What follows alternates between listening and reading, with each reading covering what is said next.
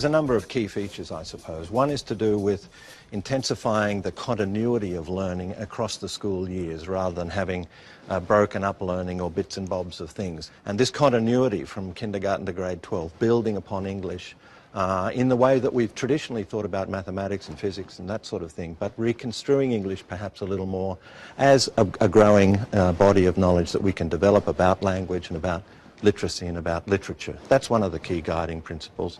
The other is to do with the fact to really clarify and be confident and sure-footed about how it is that English plays a key part in equity.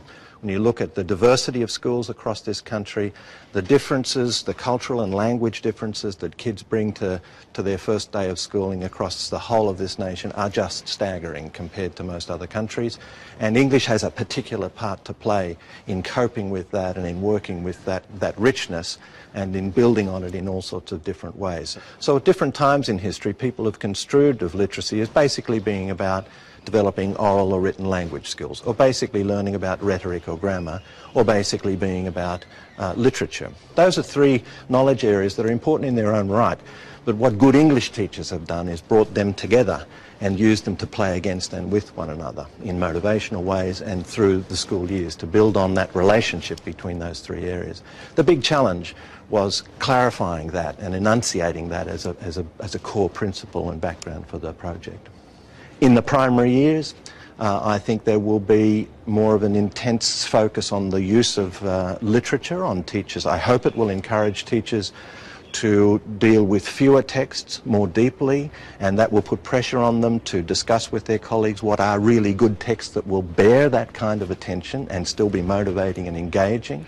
But what I would hope that the new English curriculum would encourage is that a lot of what students learn about language will actually transfer very directly to the kinds of tasks that they face, speaking and in writing as well, across different curriculum areas. So I would hope that the new English curriculum will enable teachers who work in conditions that are not optimal, that it's not just a set of statements about wouldn't it be lovely if we could teach English like this, that it is rich enough and affirming enough to teachers and giving them challenges that they think will be worth the effort, that they can adapt what this curriculum holds for them into the real conditions in which they work, and that will have equity implications across the country.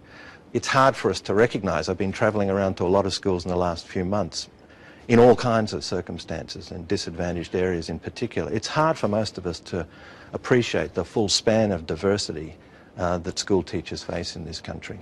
Well, one of the, I hope, most positive outcomes will be that teachers can have a sense of what you can actually do with kids as they grow older if we have a really coherent and cumulative body of knowledge. Think of the things we can do with senior high school kids with poetry and theatre, as well as with other kinds of day-to-day and school-based textual demands. Think of how competent and sure-footed they would be if there has been a strong coherence in what they've been working with for 10, 12 years.